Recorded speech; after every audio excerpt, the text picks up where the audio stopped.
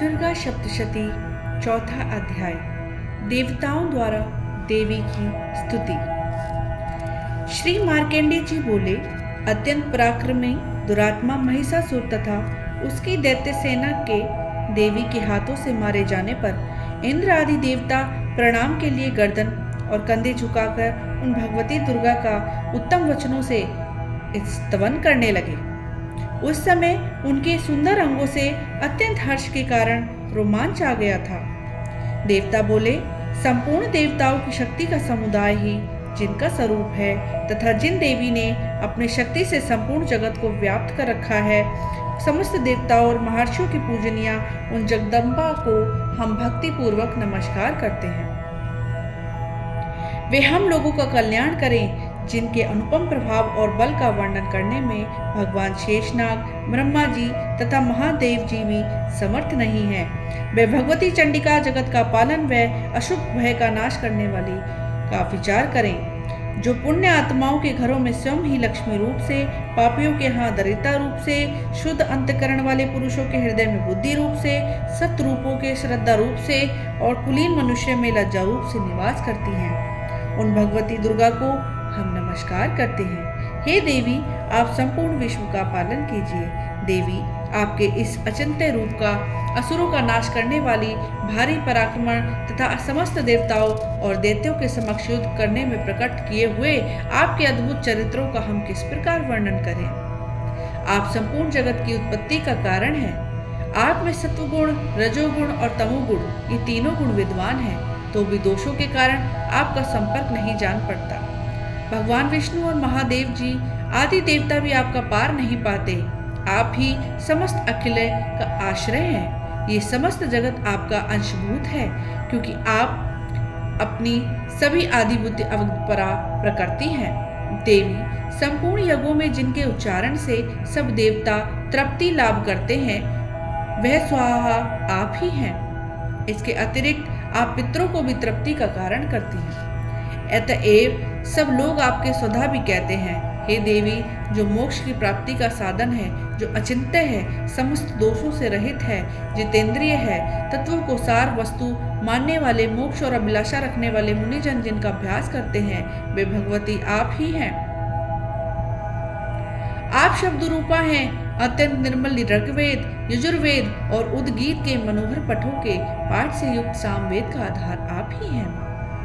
आप देवी त्रय, तीन वेदों और भगवती छह ऐश्वर्यों से युक्त हैं। इस विश्व की उत्पत्ति एवं पालन के लिए आप ही वार्ता, कृषि व आजीविका के रूप में प्रकट हुई हैं। आप संपूर्ण जगत की पीड़ा का नाश करने वाली हैं देवी, जिससे समस्त शास्त्रों के सार का ज्ञान होता है। वे मेधा शक्ति आप ही हैं। दुर्गम भवसागर से पार उतारने वाली नौका रूप देवी दुर्गा देवी भी आप ही हैं। आपकी कहीं भी आसक्ति नहीं है। कैटभ के शत्रु भगवान विष्णु के वक्ष स्थल में एकमात्र निवास करते हैं। विष्णु के वक्ष स्थल में एकमात्र निवास करने वाली हे मां भगवती लक्ष्मी और भगवान चंद्रशेखर द्वारा सम्मानित गौरी देवी भी आप ही हैं। आपका मुख मंद मुस्कान से सुशोभित, निर्मल, पूर्ण चंद्रमा के बिंब का अनुकरण करने वाला और उत्तम स्वर्ण की मनोहर कांति से कमनीय है। तो भी उसे देखकर महिषासुर को क्रोध हुआ और सहसा उसने आप पर प्रहार कर दिया। ये बड़े आश्चर्य की बात है देवी। वही मुख जब क्रोध से युक्त होने पर उदय काल के चंद्रमा की भांति लाल और तनी मोह के कारण विकराल हो उठा, तब उसे देखकर जो महिषासुर के प्राण तुरंत नहीं निकल पाए, ये उससे भी बड़ा का आश्चर्यजनक बात है, क्योंकि क्रोध से भरे हुए यमराज को देखकर भला कौन जीवित रह सकता है। हे देवी, आप प्रसन्न हो, परमात्मा स्वरूपा हो। आपके प्रसन्न होने पर जगत का अभ्युदय होता है और क्रोध में भर जाने पर आप तत्काल ही कितने कुलों का सर्वनाश कर डालती हैं। ये बात अभी अनुभव में आई है, क्योंकि महिषासुर की ये विशाल सेना क्षण भर में आपके कोप से नष्ट हो गई है। सदा अभ्युदय प्रदान करने वाली आप जिन पर प्रसन्न रहती हैं, वे ही देश में सम्मानित हैं। उन्हीं को धन और यश की प्राप्ति होती है।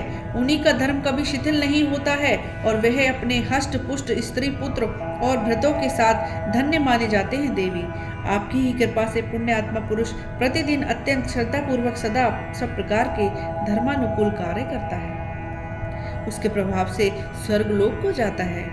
इसलिए आप तीनों लोगों में निश्चय ही मनोवांछित फल देने वाली हैं माँ दुर्गे। आप स्मरण करने पर सब प्राणियों का भय हर लेती हैं और स्वस्थ पुरुषों द्वारा चिंतन करने पर उन्हें परम कल्याणकारी बुद्धि प्रदान करती हैं। दुख दरिद्रता और भय हारने वाली देवी आपके सिवा दूसरी कौन है, जिसका चित्त आपका सबका उपकार करने के लिए सदा ही दयालु रहता हो। हे देवी, इन राक्षसों के मारने से संसार को सुख मिले और ये राक्षस चिरकाल तक नरक में रहने के लिए भले पाप करते रहे हों, इस समय संग्राम में मृत्यु को प्राप्त होकर स्वर्लोक में जाएं। निश्चय ही यही सोचकर आप शत्रुओं का वध करती हैं। आप शत्रुओं पर शस्त्रों का प्रहार क्यों करती हैं? समस्त असुरों की दृष्टि पात्र मात्र से ही भस्म क्यों नहीं कर देती हैं? इसमें एक रहस्य है। ये शत्रु भी हमारे शस्त्रों से पवित्र होकर उत्तम लोक को जाएं। इस प्रकार उनके प्रति भी आपका विचार अत्यंत उत्तम रहता है।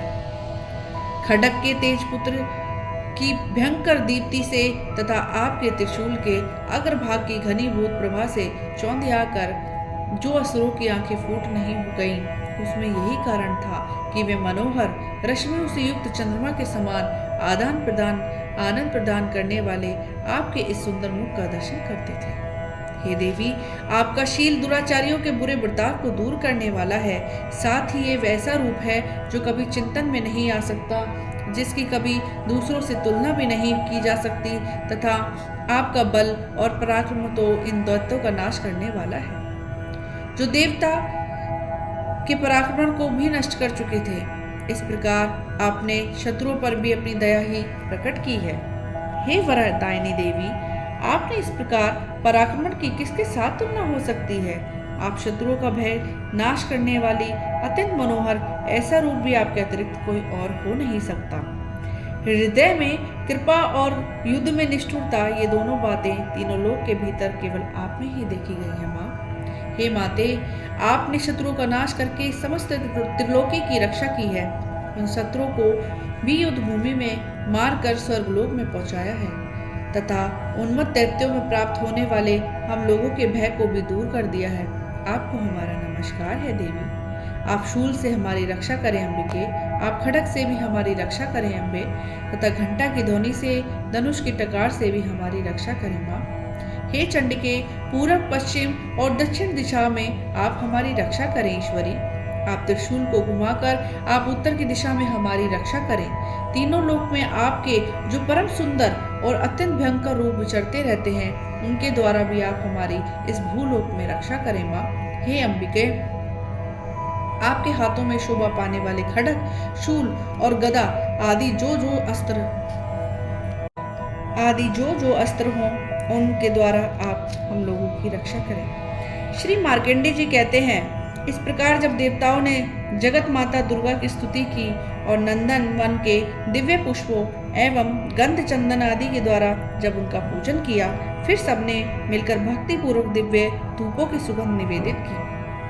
तब देवी ने प्रसन्न वन होकर प्रणाम करते हुए सभी देवताओं से कहा। देवी बोली, हे देवताओं, तुम सब मुझ में जिस वस्तु की कामना रखते हो उसे मांगो। देवता बोले, हे भगवती, आपने हमारी सभी इच्छाएं पूर्ण कर दी हैं। अब कुछ बाकी नहीं है, क्योंकि हमारा ये शत्रु महिषासुर मारा गया। हे महेश्वरी, इतने पर भी यदि आप हमें और वर्ण देना चाहती हैं, तो हम जब जब आपका स्मरण करें तब तब आप दर्शन देकर हमारा महान संकट दूर कर दिया करें अंबिके। जो मनुष्य इन स्तोत्रों द्वारा आपकी स्तुति करे, उसे वित्त, समृद्धि और वैभव देने के साथ ही उसका धन और स्त्री आदि संपत्ति को भी बढ़ाने के लिए आप सदा हम पर कृपालु रहें। ऋषि बोले, हे राजन, देवताओं ने जब अपने तथा जगत के कल्याण के लिए भद्रकाली देवी को इस प्रकार प्रसन्न किया, तो वे तथास्तु कहकर वहां से अंतर्धान हो गईं। भूपाल, इसी प्रकार पूर्व काल में तीनों लोगों का हित चाहने वाली देवी जिस प्रकार देवताओं के शरीर से प्रकट हुई थी, वे सब कथा मैंने तुम्हें सुनाई। अब पुनः देवताओं को उपकार करने वाली हे देवी, दुष्ट दैत्यों तथा शुंभ और निशुंभ का वध करने एवं सब लोगों की रक्षा करने के लिए हे माँ गौरी, देवी के शरीर से जिस प्रकार प्रकट हुई थी, वे सब प्रसंग मेरे मुख से सुनो। मैं तुम्हें उसका वर्णन करता हूँ। चौथा अध्याय समाप्त। ओम श्री दुर्गाय नमः। जय माता दी।